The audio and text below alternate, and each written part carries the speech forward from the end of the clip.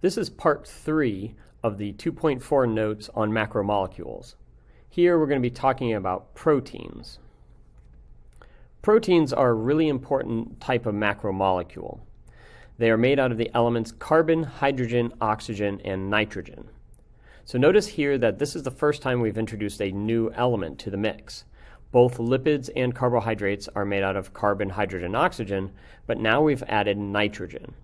And this is important because when we metabolize, when we digest proteins, we get nitrogen waste as a result. And this is a toxin that needs to be removed from the body. So the addition of nitrogen adds a new wrinkle to how our bodies are going to utilize these macromolecules.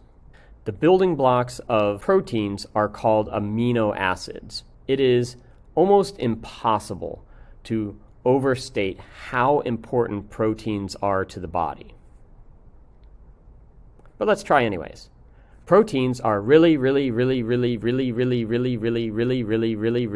2,000 years later. really important. I think that covers it. Proteins do a lot in the body. Proteins make up an important building block of living things. So your cells are comprised by a great deal of proteins. Proteins are an essential building block to living structures. We also use proteins in a lot of other ways as well, not just to build the body, but also to regulate and control the body. We have some proteins that help control the chemical reactions that go on inside of your system. So when we talk about the metabolism of the body, they are greatly influenced by the presence and the actions of proteins. We also have some proteins that are chemical messengers. Remember we talked about that there were lipids that are chemical messengers, but there are also proteins that do a similar job as well. The building block of proteins are amino acids. There are 20 known amino acids that build the proteins that make up our bodies. These amino acids are comprised of a central carbon, that is a carbon atom in the middle, and then an amino group, which is NH2, so it's a nitrogen and two hydrogens, and then a carboxyl group. We saw the same carboxyl group with the fatty acids, so this is why we call these amino acids, because it has an amino group and the carboxyl group, which causes this to become acidic. In addition to those three components, you have an extra hydrogen attached to that central carbon, and then you have what we call the R group, also known as the side chain. This is what varies from one amino acid to the next. So here's a list of all the different amino acids. Now, we don't need to memorize these specifically, but this is just to illustrate how these amino acids differ from one to the next. The part highlighted in pink here represents that R group, that side chain, that varies from one amino acid to the other. When we bond two amino acids together, we get what we call a peptide bond.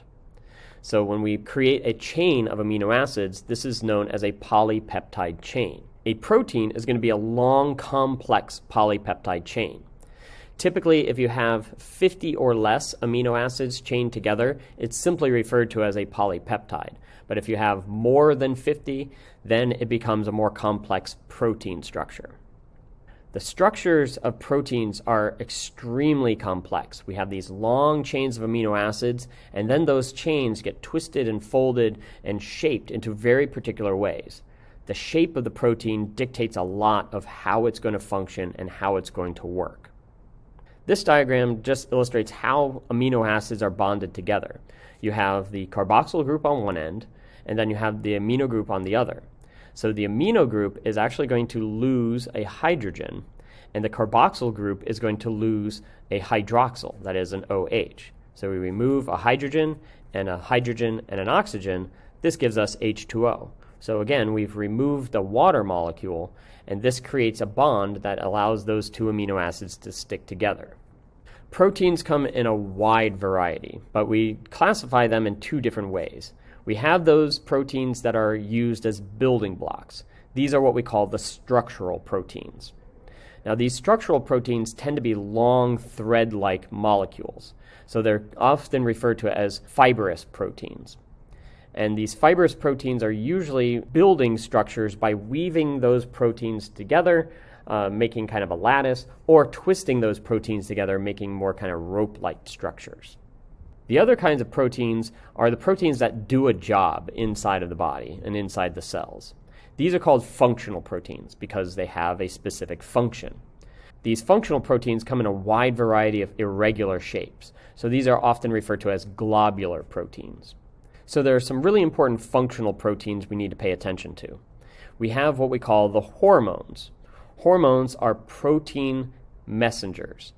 So remember, we talked about lipids that are chemical messages, but we also have proteins that can serve as chemical messengers as well. Now, the difference between the lipid message and the protein message is that proteins break down in water. So a protein hormone is going to be a shorter term message, whereas a lipid steroid is going to be a longer term message. Steroids are going to linger in your system a lot longer than hormones will. Hormones are very commonly used to control the actions of the body. So these cells are sending messages to each other. They're communicating what actions need to be taken.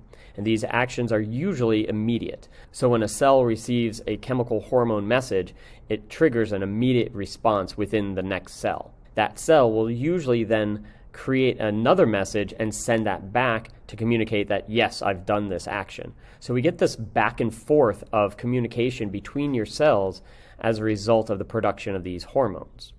Another really important functional protein are enzymes. Enzymes help regulate chemical reactions in the body.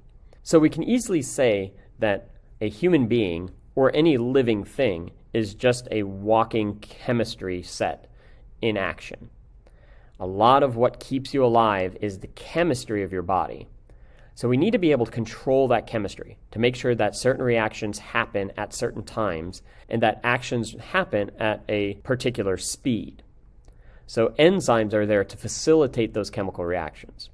And the way that enzymes work is they have a particular shape to them. And this shape allows them to grab hold of certain chemicals.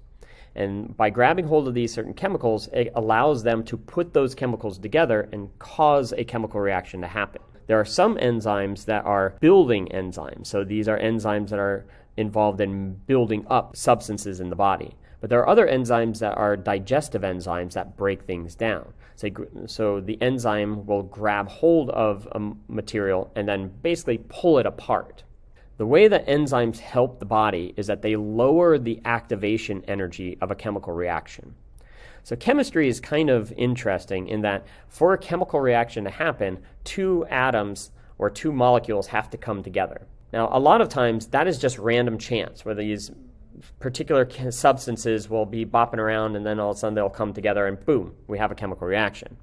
So what an enzyme does is it kind of grabs hold of those chemicals and forces them together rather than waiting for them to come together naturally. So the way that I like to think about enzymes are kind of like that friend that likes to get couples together. So that friend that says, "Ooh, you and you would make such a cute couple. Let's bring them together and then romance will happen." Enzymes are doing kind of the same thing. They're saying, okay, this chemical and this chemical are going to make a reaction, so we're going to bring them together so that reaction can happen. That same matchmaking friend might also look and say, yeah, those two people don't belong together, so we're going to get in there and we're going to split them up because that's a toxic relationship. There are enzymes that do that as well. So enzymes will grab hold of a chemical and break it apart. Proteins that are enzymes typically have the suffix "ase" after it, so ASE. So anytime you see a word with "ase" following it, that is denoting an enzyme. And usually the name of the enzyme reflects the substance that it breaks down. So for example, lactase is the enzyme that breaks down the disaccharide sugar lactose. So ose denotes the sugar, ase denotes the enzyme that breaks it down. So I mentioned this the other day, somebody that is lactose intolerant lacks the ability to break down lactose. Well, the reason why they do is because they don't have the proper enzyme, lactase, to break down that sugar. It is really important to know that proteins do a lot in the body. Life is basically run off of proteins. So we've only briefly talked about proteins and how they work, but we're going to get into a lot more detail as the year goes on, and we'll talk about specific proteins and how those proteins function inside the body.